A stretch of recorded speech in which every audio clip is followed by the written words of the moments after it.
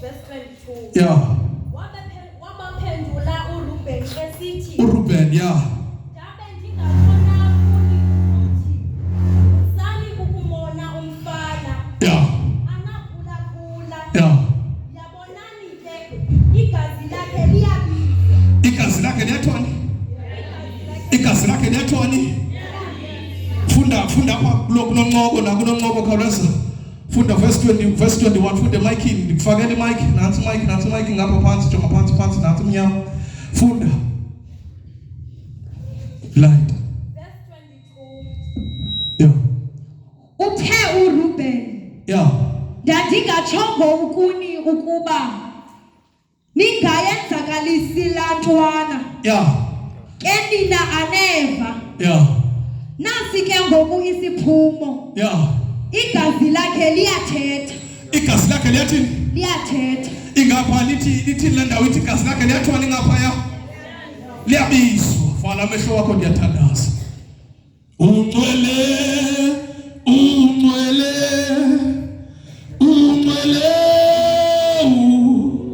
Thixo, ungcwele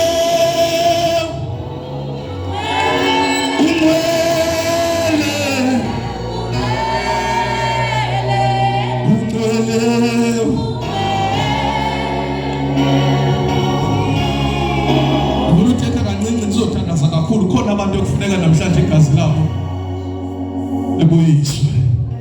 Amen. Kule ndawo sifundayo ithi iBhayibhile kwenzeka into ebuhlungu. Uba umntanana owayeyi-teenager ogama lakhe kwakuthiwa uYosefu eneminyaka eyi-17 nje qha wehlelwa lilishwa lokuba uThixo wamsikelela kwasebuntwaneni bakhe wamenyula. Uthi lo mfana njengoba ephila phakathi kwabanye abafana wenyuliwe yena phakathi kwefamily yakhe noba iyintoni na ifamily yakhe wenyuliwe phakathi kwekhaya lakhe. Lento ayingoba uThixo wayethetha naye, ayingoba uThixo wayenezinto awayezithetha, no. Into eyayibonakalisa ukwenyula kwakhe yayile yokuba lo mfana unamaphupha. Amaphupha akhe njengoba ekhona nje anezinto azithethayo noke ngazazi lo mfana. Ithi iBhayibhile ngoba wayemncinci wayemane yobalisela abazali bakhe. Athi mama ekuseni ndivuke ngaphupha into enje. Tata ndivuke nalento. Ithi iBhayibhile njengoba eqhubekeka ebalisa izinto efemelini, ifamily yakhe yayingaphelanga kumama notata, yayine-brothers abakhuluwa nabaninawe. Ithi iBhayibhile yavuka inzondo kubakhuluwa nabaninawe ngenxa yamaphupha avele emntaneni. Make sithi amaphupha avele emntaneni. Iphupha xa kuthethwa ngomntana eBhayibhileni kuthethwa umntana it's a sign of innocence. Umntana it's a sign yokungabi natyala. Umntana yisign yenhliziyo emsulwa. Ndivumeleke ndikuxelela into yokuba ndithi ngamanye amagama ifamily yavukwa inzondo ngenxa yamaphupha afika emntwini onenhliziyo emsulwa. Yavuka ifamily yavukela lo mntu avuka ngamaphupha enenhliziyo engenzanga nto mntwini. Ithi iBhayibhile abakhulu bakhe babesolusa ezindle bathunywa okolusa pha. Yaqala imoment wenzelwa nengubo nguyise. Le ngubo ispecial funa wazela uvuke emntwana abantu akuthandazana livukela uthimo likozelisana ngegama likaYesu waseNazaretha. Siyafana abantu baka-11 aba-7. Ithi iBhayibhile njengoba ethunywa ehlathini nje kubakhulu bakhe bayambona. Bathi njengoba esepha kude nankuya lo mphuphi. Bathi njengoba eseza kanti bayambona. Yena ubaphethela indoda kanti bona bayambona. Kanti njengoba ezozamela bona bamthongile ukuthi bayambona.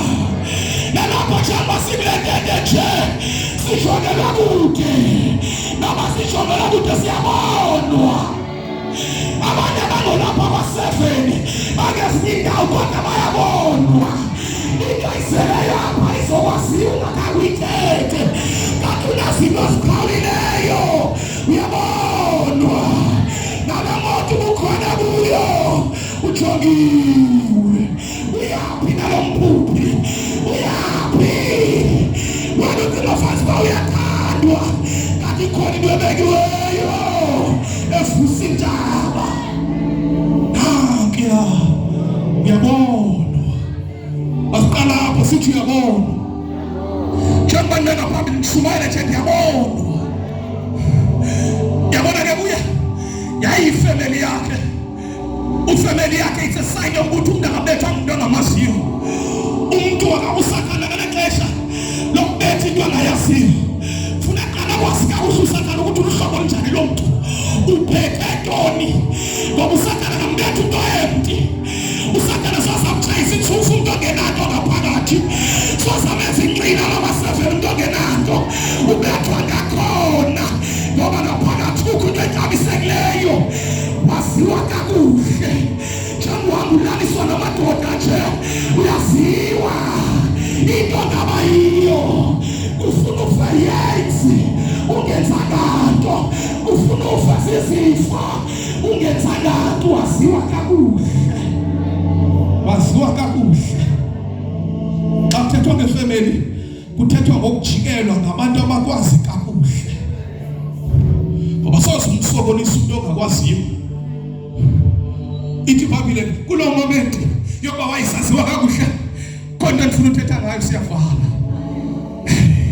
Nankuya lo mphuphi. Nankuya lo mphuphi esiza. Senzeni madoda? Kwakhona i-idea wathi masimthathe sihume. Kukho umngxunyo okhoyo ophunzima. Kutsho family. Ithi akasisibona thina nje imistake yethu. Izaba kwakumtripha simlahle. Kodwa untyumpa kwakho uzasibonela. Akasublame thina kodwa siyayazi sizathu. Sobaquphe kwelidaka nakulo mngxunya sithi samane simhleba sifamily sithi uthando wasewaje. Uthando wasewalinxila kangaka. Uthando wasewaphala kangaka umntana mama. Kanti abanye abathethe bayazi ukuthi lo mngxunya ufakwe kuye. Nabo bangaqala intombi asinyeza iziphondo asiphahliweyo ngiphahla ngawe kumntu wakokwenu. Abanye bahlamba namayeza wakuba inhlahla yakho ngabakokwenu.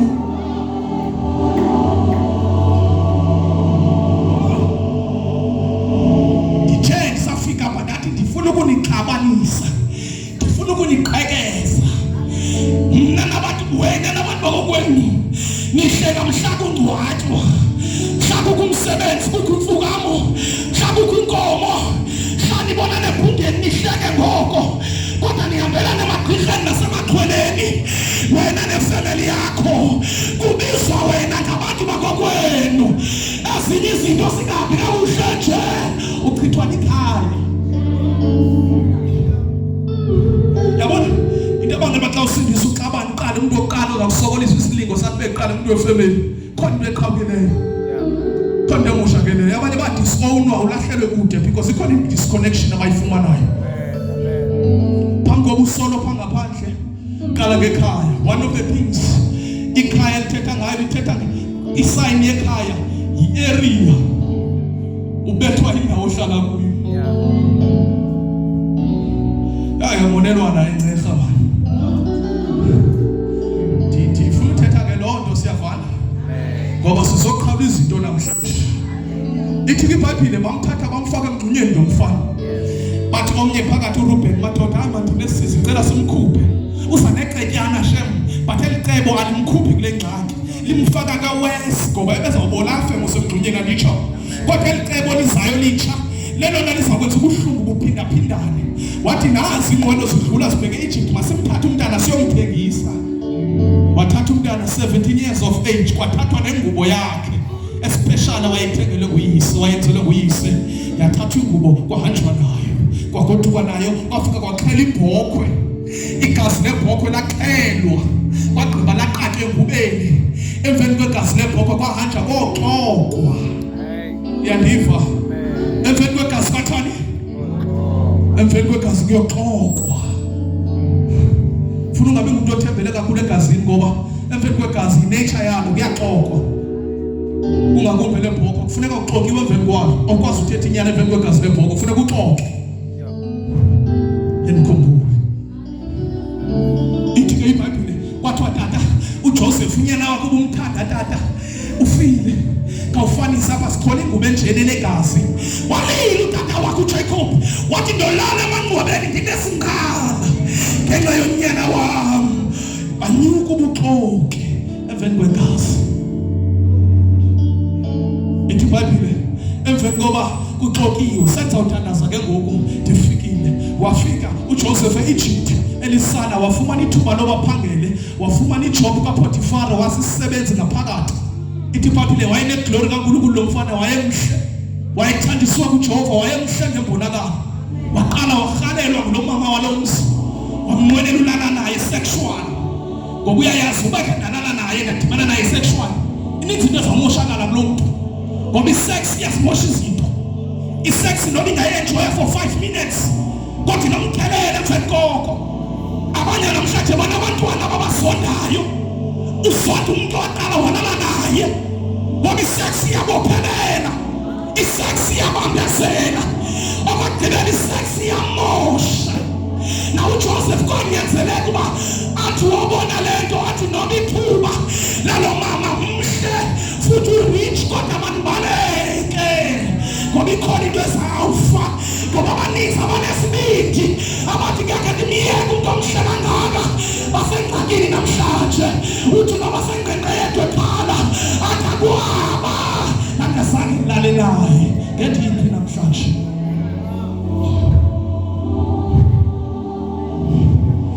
ithi iBhayibhile umama lo mama waqonda ngenye imini elandelayo okay make ndenze icebo mandiphinde ndimzame sose wamzama nge-second day yaqala yabaleka lento waqonda lo mama at least manditshele engubeni wabanga ingubo yomntana laa nto ne-teenager ena 18 years I think it's a year later kwabanje ingubo yomntana le ngubo kuyathanda uphathana kuyoxokwa ngayo phethe impahlanga yakhe kuyoxokwa ngayo khona into ezawuthetha ngayo ithi iBhayibhile kwafikwa kwathiwa uJoseph undureyipile waxoxa uJoseph lamehlula ityala akamnagqwetha lokubhatala imali yogqwetha izinto zambhedela qinisele noba sesitsho nayo uthi ndikhule njena kakade inqale ndiyi-teenager lento ndibethwe ekhaya so andiyothuka into obethwa ngumntu omnyumsi ukhubone nanto kwamkela ububi sengangathi into ehlemela ukwamkela wamkela ububi wamkela ukuxolele ndiyixolele le imeko ndiyixolele ufa yiyo ke kodwa ke ndiqale ngayo ekhaya khona izinto ezimele ukuthi azamkelwa azifuswa kodwa uSathane akushuma ezathi yamkele ngoba ukhule ngayo utreyinelwe into zikaSathane kwasekhuleni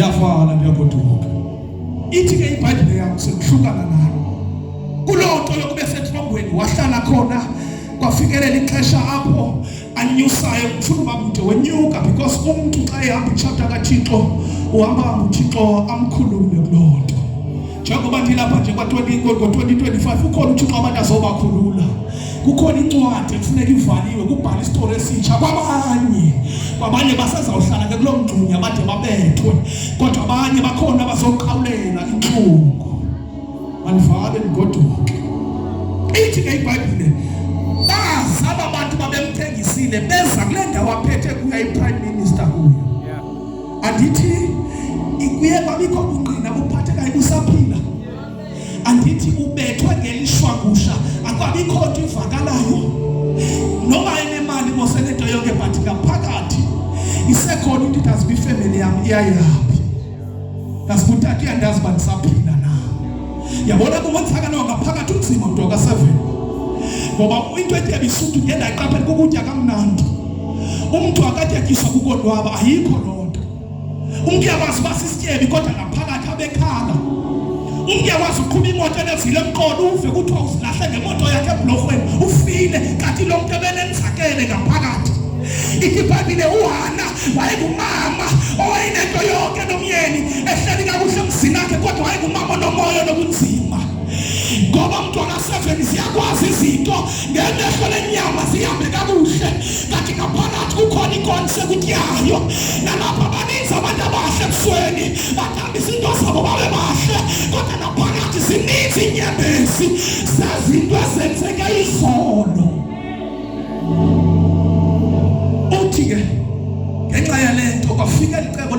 brother bakhe ufuna uthandaza kakuhle wababona naba safuka inkumbulo Nkosi yami lesikhundla kodwa naba abachuchumisi bami ithi Babylon yakhe njengoba ebabona nje wakhe wangibaleka wotshona erumini ethile wolila ngoba yonke lanto iyabuya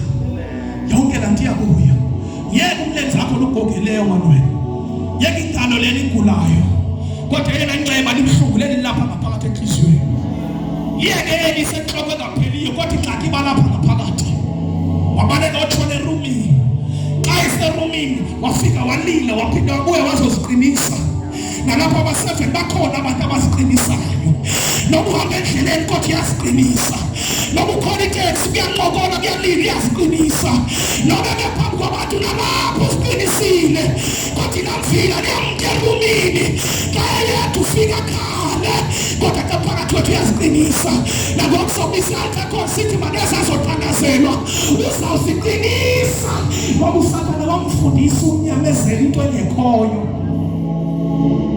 funa uphume kuziqiniseni uzawufumile njengedoki idoki ibityile isatyisile kanti kuphelile ngayo uziqinisa kanti umphefumlo uyaphela uziqinisa kanti amalungu ayaphelelwa uziqinisa kanti uyadliwa ngaphakathi baninzi abantu abazawufa njengedoki bemile sithe bemile xa siyomtyhala kanti akasamanga kuhamba impethu ngaphakathi ndiziqinisile kodwa ndiziqinisile xa kuhletywa abantu nam ndiyahleba ndiziqinisile xa uhanjwa imizi nam ndiyaya xa uthethwayo ndiyahleka xa uthethwayo ndiyathetha ndiziqinisile yabonwa le nto lizulu.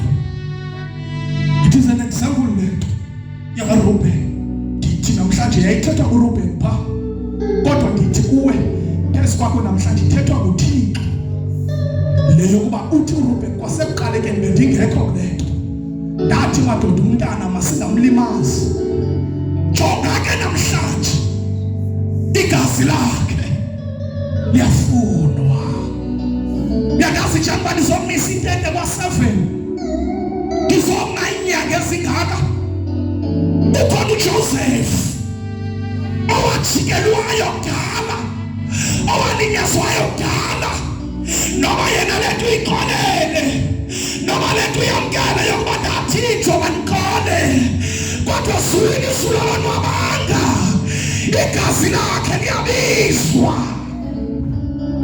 nalapha msuku ndizatsho mntwana7 igazi lakho liyabizwa noba uyintoni na phambi kwabantu kodwa igazi lakho liyabizwa igazi lakho liyabizwa uThixo ufuna uphindezele ebusuku ngenxa yegazi eliphalazwe lingenzanga nto ngenxa yenhliziyo elinyazwe lingenzanga nto ngenxa yomphefumulo ongenatyala owathengiswa ngaye engenzanga nto igazi liyafunwa kavala mehlo yathandaza igazi liyafunwa igazi liyafunwa ayibalwa iminyaka ubusuku abukho ayibalwa iminyaka ubusuku abukho shwele baba shwele baba shwele Nkosi yiba nomusa kuthina musa shwele baba shwele baba shwele yiba nomusa kuthina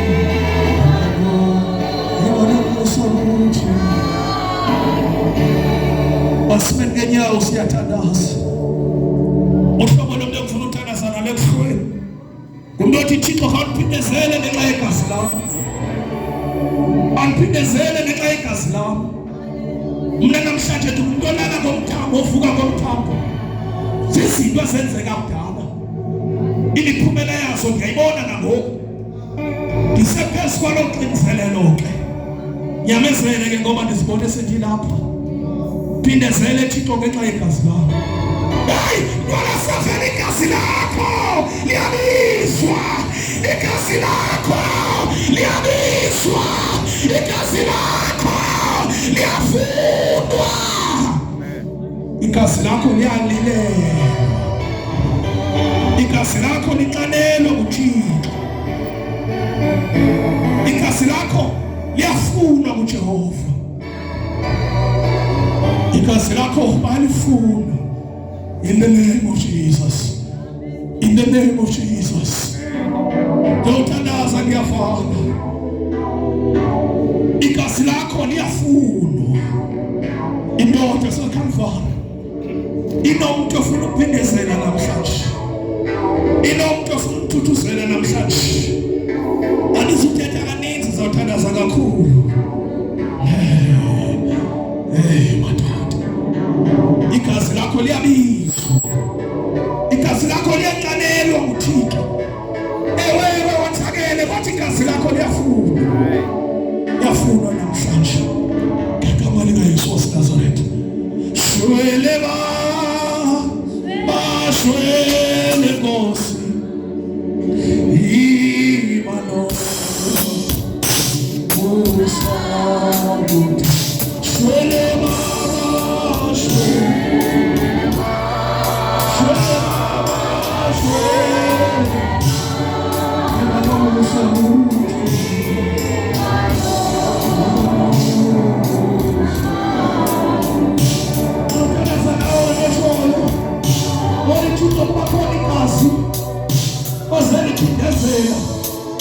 Nelam Thixo unganehluli.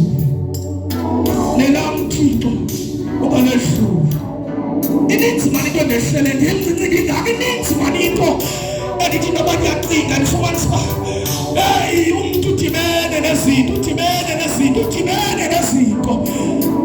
Igazi lam nam Thixo unganehluli. Kana wena tshoyo usaba phambi kwam. Wathi Thixo igazi lam ndizalikhumbula namhlanje. Unganehluli bawa ngihlula mani esintweni mna. Ngisibonile izinto. Ngisibonile izinto. Cela usaba phambi kwam. Cela usaba phambi kwam. Cela usaba phambi kwam. Cela usaba phambi kwam. Igazi lam Thixo uzolibuyeza namhlanje.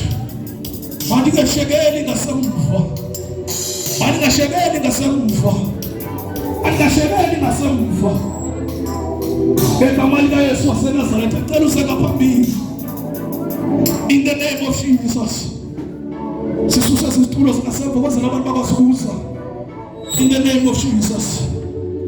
Phambi isandla sakho uvala amehlo akho abantu sengaphambili. Khona abantu abaphanga semva bazokwazi ukuzama cela sisusa isitulo. Sizokwazi ukuthandazela abantu kakuhle. Igazi lakho liyafuna mntana. Igazi lakho mama liyafuna. Ubonakile Nkosi kakhulu. Uvile kakhulu. Uphoxekile kakhulu. Udanisiwe kakhulu. Kodwa namhlanje ngizokuxelela uThixo ufuna ukuphindezela ngenxa yegazi lakho. Namhlanje ngizokuxelela iNkosi ifuna ukukukhulula ngenxa yegazi lakho. Ngicela nise ngaphambili ungashekeli ngasemva ungahlali. Ungavumi uba confused. Uthi usendaweni right kodwa ujika uphoso. Uzele napha. Uyothi sowufikile kodwa uphinde usheke udlulile. Cela ukhawuleze usicenge uze ngaphambili. Igazi lakho mntanami liyabizwa. Igazi lakho mntanami liyabizwa. Igazi lakho liyabizwa. Igazi lakho liyabizwa. Uboniwe mosantu udlule kuzo. Uboniwe mosantu uphoxeke zizo. Endikhange wenzelwe enxeba kwasekuqaleni. Bathi wesizinto usengumntana. Vumele ke ndikuxelele namhlanje. Igazi lakho mntanami liyabizwa. liyabizwa igazi lakho, liyabizwa igazi lakho. Songasakwazi ufumana umsebenzi nje ibe kanti zizibetho ezathi igazi lakho namhlanje kufuneka lihlatshiwe, ngoba liyabizwa namhlanje, liyabizwa. Cela abantu baphithizelayo ngasemva baye kuphithizela.